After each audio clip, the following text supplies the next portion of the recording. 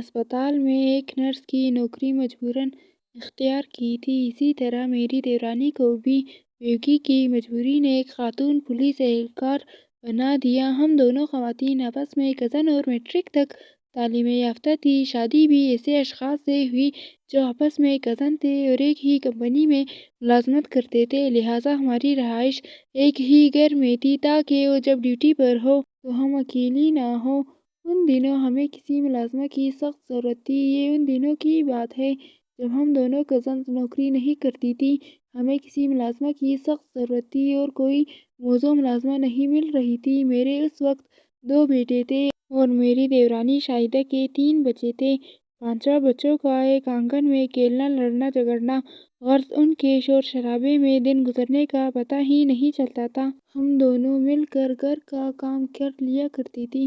جب ہم بڑے گھر میں شفٹ ہوئے تو اس گھر کی صفائی ستھرائی میں کافی دقت محسوس ہوئی۔ اب ملازمہ کی حاجت ہوئی تو ایک روز ہم نے دل سے دعا کی، اے اللہ کہیں سے کوئی اچھی ضرورت مند عورت بھیج دے جو دن رات ہمارے پاس رہے تاکہ ہم کو اپنے کام کاج کے لیے ایک اچھی معاون میسر آ جائے۔ اتفاق یہ ہوا کہ ہم دونوں ایک ساتھ ہی امید سے ہو گئی۔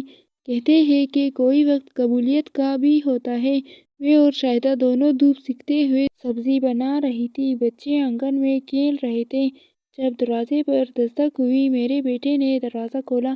ایک خوبصورت لڑکی اندر آ گئی جس کی عمر بمشکل 18 برس ہوگی۔ بلا کی پرکشش، گورا رنگ، بڑی بڑی سیاہ آنکھیں جن کی جانب دیکھتے ہی دل کھینچنے لگتا تھا۔ وہ میلے کپڑوں میں بھی حور لگ رہی تھی، بھولی بھالی، سیدھی سادی مگر ضرورت مند لگتی تھی۔ کیا بات ہے، کون ہو تم؟ میں نے پوچھا تو کہنے لگی، میرا نام آمنہ ہے، ضرورت مند ہوں۔ کیا آپ کو ملازمہ کی ضرورت ہے؟ تم تنخواہ کتنی لوگی؟ جواب دے گی، لیکن مجھے رہنے کا ٹھکانہ بھی چاہیے۔ ہمیں بھی دن رات کے لیے ہی ملازمہ چاہیے تھی۔ تم آئی کہاں سے ہو؟ میرا کوئی نہیں ہے، پر کوئی تو ہوگا نا، اس دنیا میں نہیں مرا کوئی اپنا نہیں ہے۔ اس کے طرز گفتگو پر اب میں ٹھٹک گئی۔ سوچا اس قدر سلجھی ہوئی نپی تلی گفتگو کرنے والی حسن کی ملکہ کو اپنے گھر رکھنا خطرے سے خالی نہیں۔ اگرچہ ہمارے شوہر شریف آدمی ہیں، پھر بھی احتیاط لازم ہے۔ یہ سوچ کر انکار میں جواب دینے ہی والی تھی کہ میری دیورانی شاہدہ بولی، اچھی ہے، تندرست ہے، رکھ لینے میں کیا حرج ہے؟ یہ ضرورت مند ہے اور ہمیں بھی ضرورت ہے۔ بہت سوچ وچار میں نہ پڑو، فی الحال رکھ لو، ٹھیک نہ لگے تو بعد میں دیکھی جائے گی۔ یوں ہم نے آمنہ کو رکھ لیا اور مزید معلومات نہ کی، کون ہے، کہاں سے آئی ہے۔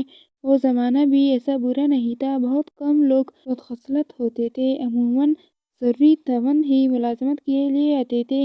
شاہدہ کچھ لاپرواہ اور تھوڑی فارغ دل بھی ہوئی تھی، جبکہ میں کچھ محتاط تھی۔ ہم نے اسے رکھ لیا۔ تاہم کمرے میں جا کر میں نے شاہدہ سے کہا کہ ایک بار اور سوچ لو، لڑکی بہت ہی حسین ہے، خوبصورت ملازمائیں خطرے کی گھنٹیاں ہوتی ہیں، اپنے جوان شوہروں کے ہوتے کیا اس گیلو پترا کو گھر میں پال لینا مناسب ہوگا؟ وہ ہنسی اور کہنے لگی، ارے وہمی کم عمر ہے، خوبصورت ہے تو کیا ہوا، اس کا کوئی جرم ہے کیا؟ کیا خوبصورتی اور کمسنی کوئی خطا ہے کہ اس کو کام پر نہ رکھا جائے؟ کیا خبر بیچاری کتنی ضرورت مند ہے؟ اگر سبھی عورتیں اس کو اس وجہ سے کام پر نہ رکھیں گی کہ خوبصورت ہے تو بتاؤ یہ بیچاری کہاں سے حلال رزق کما کر کھائے گی؟ تم کو پتہ ہے کہ دنیا ایسی لڑکیوں کے لیے بیڑیوں کا جنگل ہے۔ پھر ہم کو اپنے شوہروں پر بھروسہ ہے، اگر اپنی گرہ مضبوط ہو تو رقم کے گرہ جانے کا خطرہ کم ہوتا ہے۔ شاہدہ نے ایسی بات کہی تو میں نے بھی سوچا کہ ٹھیک کہتی ہے۔ سارا دن ہم دونوں کو بچے پریشان کرتے ہیں، گھر اندھا سیدھا کرتے ہیں، پھر ہماری اپنی حالت ان دنوں ایسی ہو رہی ہے کہ ہم سے کھانا بھی ٹھیک طرح سے نہیں پکتا۔ کچھ دن دیکھ لیتے ہیں، اگر اچھی ہوگی تو نعمت ہے، ورنہ چھٹی کر دیں گے۔ گھر میں خوشحالی تھی، مگر 5 بچوں نے مل کر گھر کا گھرو کر رکھا تھا۔ آمنہ نے آتے ہی گھر اور بچوں کو بخوبی سنبھال لیا۔ وہ خود کو ان پڑھ کہتی تھی، لیکن اس میں سوجھ بوجھ ایک تعلیم یافتہ بلکہ گریجویٹ خاتون جیسی تھی۔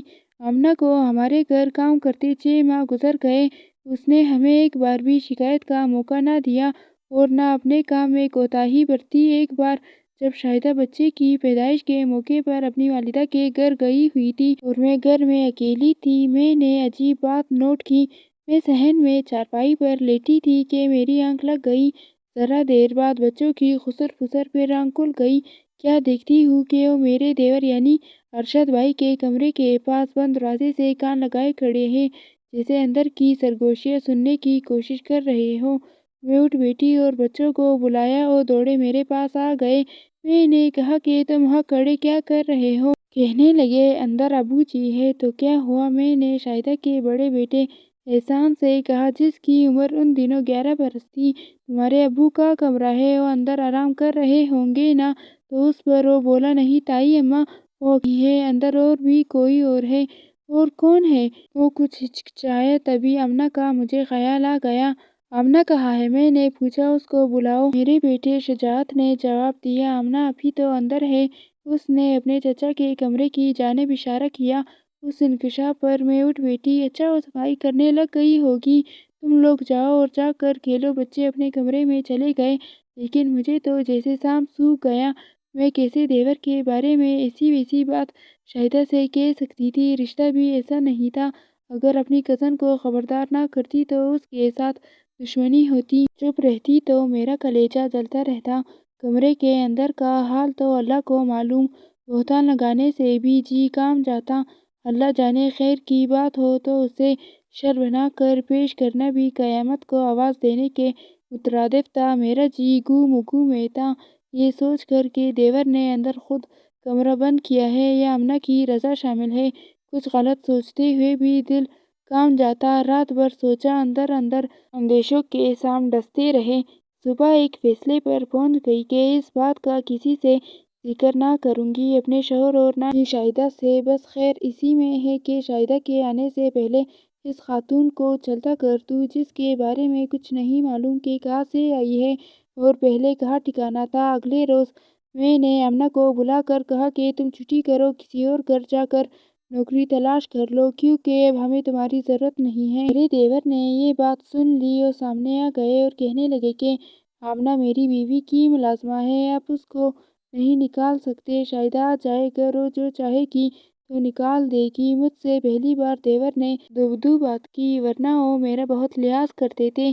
ایک ادنی سی نوکرانی کی خاطر جب انہوں نے سخت لہجے میں مجھے تنبیہ کر دی تو میں ساکت رہ گئی۔ عزت اسی میں جانی کہ ان کے منہ نہ لگوں، بلکہ شاہدہ کے آنے تک برداشت کر لوں اور خاموش ہو جاؤں۔ ایسا نہ ہو کہ دیور بھائی اپنی بات پر اڑ جائے اور ملازمہ کے سامنے میری سب کی ہو جائے، جیسا ان کے تیور بتا رہے تھے۔ شوہر سے شکایت کرتی تو میرا دل تو میری بات نہ مانتے، مان بھی لیتے تو اپنے کزن کے خلاف نہ جاتے۔ خیر 1.25 مہینے بعد اللہ اللہ کر کے شاہدہ گھر آ گئی۔ میں تو سخت کشمکش میں تھی، دیور کا بھی ڈر، اور شاہدہ سے کہوں تو کیسے؟ مجھے بجھا بجھا دیکھ کر بالآخر شاہدہ خود ہی میرے پاس آئی اور بولی، کئی دنوں سے ایک غم مجھے کھائے جاتا تھا، آخرکار لگتا ہے کہ تم خود ہی خبر ہو گئی ہے۔ میں نے کہا، ہاں شاہدہ، یہ آمنہ اب گھر میں رہنے کے قابل نہیں ہے۔ کہنے لگی، دکھ کی بات تو یہ ہے کہ تمہارے شوہر میرے جیٹھ ہیں، کس منہ سے کہوں کہ ان کے کرتوت اچھے نہیں ہیں۔ لحاظ سے چپ تھی، مگر اب چپ نہیں رہ سکتی۔ کب تک تم کو اندھیرے میں رکھوں؟ میں اپنی کزن بہن کو دھوکہ نہیں دے سکتی، میرا ضمیر گوارا نہیں کرتا۔ اب یہ بوجھ میں سہ نہیں سکتی ہوں، ورنہ جب تم میکے جاتی تو جو میں دیکھتی تھی تو میں برداشت نہیں کر سکتی تھی۔ میں تو شاہدہ کی یہ باتیں سن کر حیران پریشان اور ساکت رہ گئی۔ میں تو اس کو اس کے شوہر کا قصہ بتانے چلی تھی اور یہاں بیان اپنا نکل آیا۔ ہم دونوں نے طے کر لیا کہ اب اس عورت کو مزید 1 منٹ کے لیے اپنے گھر میں نہیں رکھنا، لیکن اس کو نکالنے پر ہمارے شوہر اڑے آ گئے، ہم سے لڑنے جھگڑنے لگے۔ ہم دونوں کو اس قدر غصہ آیا کہ دونوں ہی روٹھ کر میکے چلی گئیں۔ کتنے دکھ کی بات تھی کہ ہمارے شوہروں نے ہم پر ایک ملازمہ کو تحفظ دینے کو ترجیح دی، یہ کہہ کر کہ اس کا کوئی نہیں ہے، کہاں جائے گی یہ بیچاری؟ ہم اس کو اپنی چھت کی پناہ سے محروم کر کے سڑک پر دھکا نہیں دے سکتے۔ ہم کو خوف خدا ہے۔ ہم تو اس بات کی توقع کر رہی تھی کہ بچوں کی خاطر ہمارے شوہر ہم کو منانے آ جائیں گے اور ملازمہ کو نکال دیں گے، لیکن یہ ہماری خوش فہمی تھی، وہ نہ آئے۔ جلد ہی ہمیں اپنی غلطی کا احساس ہو گیا کہ ہم نے اپنا گھر چھوڑ کر حماقت کی ہے، اس ناگن کے سپرد اپنی خوشیوں کی جنت کر کے ہم خود وہاں سے کیوں نکل آئے۔ یہ احساس ہوتے ہی ہم دونوں نے فیصلہ کیا کہ خود واپس گھر کو لوٹ جانا چاہیے اور آمنہ پر عرصہ حیات تنگ کر دینا چاہیے کہ وہ خود ہماری جنت سے نکل جائے۔ ابھی ہمارے مابین یہ مشورے ہی ہو رہے تھے کہ ایک ہولناک خبر ملی کہ میرے شوہر کے ہاتھوں غلطی سے پستول کی گولی چل گئی اور اپنے کزن کو جا لگی۔ جھگڑا اللہ جانے کس بات پر ہوا، لیکن میرے دیور وفات پا گئے جبکہ میرے شوہر کو پولیس پکڑ کے لے گئی۔ آمنہ کو بھی گرفتار کر لیا گیا کیونکہ حادثے کے وقت وہ وہاں موجود تھی اور وہی عینی شاہد بھی تھی۔ بچے تو ہمارے پاس تھے، تنازع کیا رہ گیا۔ جب قصہ تمام ہو گیا، میرے سہاگ کو پھانسی کی سزا ہو گئی اور دیور بھائی منتقل ہوئے۔ یوں میں اور میری دیورانی شاہدہ بیوہ ہو گئی۔ آمنہ کچھ دن حوالات میں رہی اور پھر اس کو نہ جانے کون وہاں سے رہائی دلوا کر لے گیا۔ وہ کدھر چلی گئی کچھ پتہ نہ چلا۔ کچھ دن سوگ منانے کے بعد ہم دونوں کو اپنے بچوں کے پیٹ پالنے کی فکر نے ستانا شروع کیا۔ مجھے میری ایک سہیلی کی وساطت سے نرسنگ کے شعبے میں ملازمت مل گئی جبکہ شاہدہ کو محکمہ پولیس میں نوکری مل گئی۔ اس طرح ہم اپنے بچوں کے لیے ملازمت پر جانے لگے۔ عرصہ گزر گیا کہ ایک روز عجیب واقعہ ہوا جو کہ باعث عبرت بھی تھا اور دل ہلا دینے والا بھی تھا۔ وقت تو کسی کا دوست نہیں، وہ گزرتا رہا تو گزرتا چلا جاتا ہے۔ میں اور شاہدہ دونوں پرسکون زندگی جیتے تھے جب اچانک وقت کے پیروں تلے آ گئی تو گھٹن گھڑیاں اور پل بھی بالآخرت ہی گئے۔ بچے جوان ہو گئے۔ میں اور شاہدہ ریٹائرمنٹ کی عمر کو پہنچنے والے تھے کہ ایک روز ہم نے آمنہ کو دیکھا۔ میں تو نہ پہچان سکی مگر محکمہ پولیس میں خدمات دینے والی میری کزن، میری دیورانی نے اس کو پہچان لیا۔ وہ میرے پاس آئی اور کہا کہ ابھی چلو، تمہیں کچھ دکھانا ہے۔ میں ہسپتال میں تھی۔ آمنہ کو بھی اسی ہسپتال کے مردہ خانے میں لایا گیا تھا۔ شاہدہ اس کے ساتھ اسی وین میں آئی تھی۔ اس کو جب مردہ خانے کی پیچ پر ڈالا گیا وہ تب بھی ہمراہ تھی۔ میں ڈیوٹی ختم کر چکی تھی۔ شاہدہ نے مجھے بازو سے پکڑ لیا، بولی گمان ہے جس کی وجہ سے تمہارا میرا گھر تباہ ہوا اس کا آخری دیدار کر لو۔ میں حیران اس کے ساتھ چلی گئی۔ ایک بے جان جسم جس کا حسن رخصت ہو چکا تھا، بدن پھولا ہوا تھا، مٹی کی ڈھیری بنی سول ہسپتال کے مردہ خانے کی پتھریلی پیچ پر بے سود پڑی تھی۔ یہ ہے آمنہ، وقت کی کیلوں پتھر احوال شمائل آج دیکھو۔ ظالم وقت اور سفاک زمانے نے اس کا کیا حال کیا ہے۔ یہ پوسٹ مارٹم کے لیے آنے والی پولیس سرجن کے انتظار میں ہے، بے یار و مددگار۔ اس کی حسرت بھری کھلی آنکھیں پتھرائی ہوئی تھیں جو کہ مردہ خانے کی چھت پر نہ جانے کیا ڈھونڈ رہی تھی۔ باہر اس کی ڈھیر عمر نام نہاد ماں اور اس کا نام نہاد سوتیلا باپ جن کا آمنہ سے حقیقی خون کا کوئی رشتہ بھی نہ تھا، بے چینی کے عالم میں لکڑی کے بینچ پر بیٹھے تھے۔ شاہدہ نے بتایا ہمارے گھر سے جب اس کو پولیس لے گئی تھی تو اس کے لواحقین کو خبر کر دی کہ تمہارے ٹھکانے سے یعنی کوٹے سے بھاگی ہوئی لڑکی ادھر ہے۔ پھر بھاری رشوت لے کر انہوں نے آمنہ کو ان کے حوالے کر دیا۔ شاہدہ نے یہ بھی بتایا کہ جب میری ڈیوٹی فلاح روڈ کے قریب والی تھی تانے میں لگی، یہ کبھی کبھی وہاں آ کر تانے دار سے بات کرتی تھی۔ نزدیک ہی وہ بلڈنگ تھی جس کو ان دنوں بلبل ہزار داستان کے نام سے پہچانا جاتا تھا۔ آج وہاں سناٹا چھایا ہوا تھا۔ جب پولیس نے آمنہ کو ایمبولینس میں ڈالا تھا کوئی گھنگرو نہیں بج رہا تھا، کہیں سے گانے کی آواز نہیں آ رہی تھی، ساری بلڈنگ پر موت کا سناٹا چھایا ہوا تھا۔ وہاں کی مسکین لڑکیاں بھی سہمی ہوئی غم سے نڈال تھیں، شاید سوچ رہی تھیں کہ اب جب پولیس والے اور غنڈے ان کو تنگ کریں گے تو کوئی آمنہ ان کو بچانے نہیں آئے گی۔ یہ تو شیر دل آمنہ تھی جو پولیس والوں سے بڑھتی جاتی تھی۔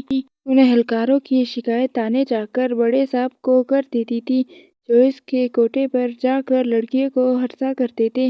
وہ آمنہ جو کبھی ڈرپوک اور معصوم ہوا کرتی تھی، کوٹے کے گندے ماحول سے نفرت کرتی تھی اور وہاں سے بھاگ گئی تھی، اب ایک پختہ سن کی سخت مزاج عورت تھی جو اپنے جیسی اغوا کی ہوئی مظلوم لڑکیوں کے لیے ظالموں کے آگے سینہ سپر ہو جاتی تھی۔ ان کو اسی آمنہ کا سہارا تھا۔ وہ اپنا دکھ اس کی جھولی میں ڈال دیتی اور یہ سمیٹ لیتی۔ ایک بار ایک پولیس والے سے بھڑ جانے کی وجہ سے اس کے بازو میں گولی بھی لگ چکی تھی جو ایک لڑکی کو ہراساں کرتا تھا۔ تھانے میں یہ غنڈی مشہور تھی اور بلڈنگ میں لڑکیاں اس کو شیرنی بازی اور سہارا بازی کہتی تھی، پر اس نے خودکشی کیوں کی ہے؟ شاہدہ میں نے اپنی دیورانی سے پوچھا۔ جن لوگوں نے اس کو بچپن میں اغوا کیا اور اپنے اڈے لائے، ان میں ہی اس کی نام نہاد ماں بھی تھی، جس سے گزشتہ رات اس کا جھگڑا ہو گیا تھا۔ تبھی اس نے نشاور گولیوں کی پوری شیشی حلق میں انڈیل لی اور پھر اس کی حالت بگڑ گئی۔ یہ لوگ اس کو اسپتال لائے۔ یہ سرپری کئی گھنٹے موت سے پنجہ آزمائی کرنے کے بعد بالکل ہار کر ساکت ہو گئی۔ شاہدہ نے بتایا کہ جب وہ میرے شوہر کے ساتھ پکڑے جانے پر رہا ہوئی اپنی بلڈنگ کی ہیروئن بن چکی تھی اور لڑکیوں کے دل پر اس کا راج قائم ہو گیا تھا۔ پہلے اثر سراغ والے افراد جب چاہتے تھے، جس لڑکی کو چاہتے زبردستی اٹھا لے جا سکتے تھے، لیکن اب جب کوئی شخص ایسا ظلم کرنے کی کوشش کرتا، یہ لڑنے مرنے اور جان دینے پر ڈٹ جاتی۔ پولیس والے بھی اس سے کئی کترانے لگے تھے۔ دراصل وہ اس جگہ کے لائق نہ تھی۔ اس نے اس ماحول کو کبھی قبول نہ کیا تھا۔ 2-3 بار بھاگ کر شریفوں کے گھروں میں ملازمہ ہونے اور محنت سے روزی کمانے کی کوشش بھی کی اور ہر بار انہیں شریف گھروں کے مردوں نے اس کے حسن کی وجہ سے